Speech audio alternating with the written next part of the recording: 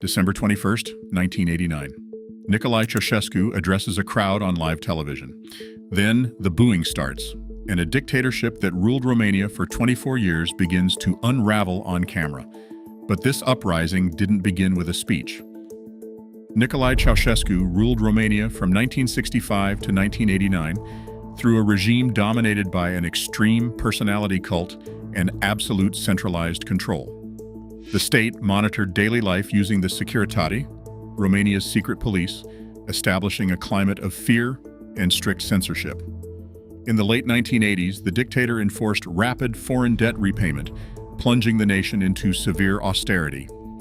This economic policy triggered extreme shortages of food, fuel, electricity, and basic consumer goods. While state media painted a picture of prosperity, ordinary citizens endured freezing homes and stood in long lines for bread rations. The combination of intense surveillance and material misery created a volatile, silent pressure across the country, transforming daily survival into a quiet struggle against the state. On December 16, 1989, state authorities in Timișoara attempted to evict Reformed pastor Laszlo Tokes. A spontaneous crowd of students and workers gathered in defense. By the next day, security forces used lethal force against demonstrators, leaving early casualty numbers unconfirmed. Defying the crackdown, protests expanded, and on December 20th, Timișoara declared itself Romania's first free city. State television minimized the unrest, but shortwave broadcasts from Radio Free Europe and the Voice of America bypassed the blackout. Survivors recalled that these forbidden signals woke us up and put us to bed. Whispered phone calls, travelers, and handwritten notes carried the news into Bucharest. When the regime bussed in workers with flags and signs for the December 21st rally, many already knew. Rather than triggering a new uprising, Ceaușescu's speech was about to collide with one that was already underway. Night fell on December 21st, but Bucharest did not sleep. Thousands of people flooded the streets, converging on University Square and the Central Committee building. Improvised barricades went up as civilians stood face-to-face with armed security forces and military tanks. Among the crowd was rally attendee Dan Radu, who later recalled the sudden fracturing change in the air. We went from holding state slogans to burning them in the street. Fear was still there, but the anger was simply stronger. By midnight, the regime ordered troops to open fire, turning the capital into a combat zone.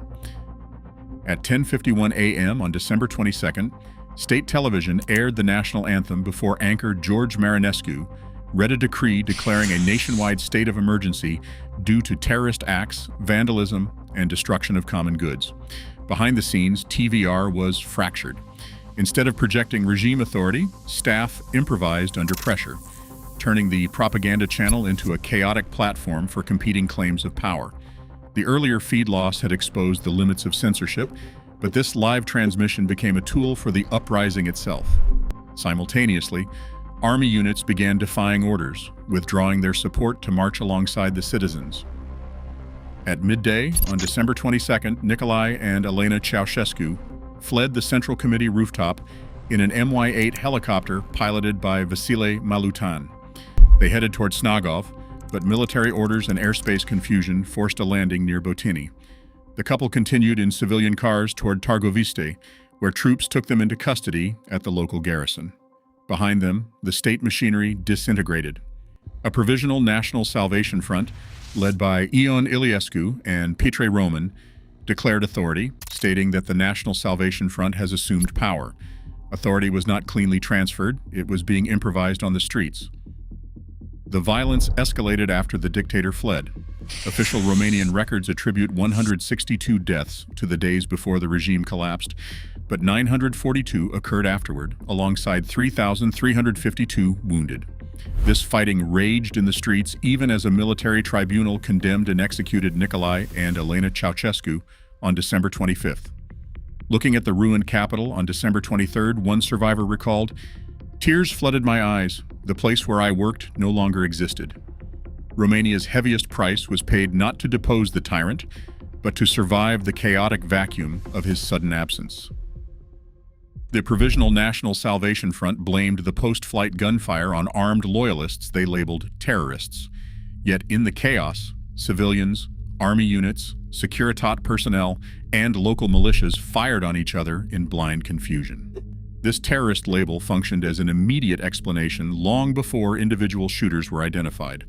While official records count the dead, attributing specific casualties remains nearly impossible. Decades later, prosecutors indicted transitional leaders for fabricating this terrorism psychosis to secure authority, leaving the true identity of the gunman and the forces steering the transition an open, bitter dispute. Today, the true architects of Romania's transition remain shielded. Tyranny shatters quickly, but the fight for truth is never over. Share your thoughts in the comments.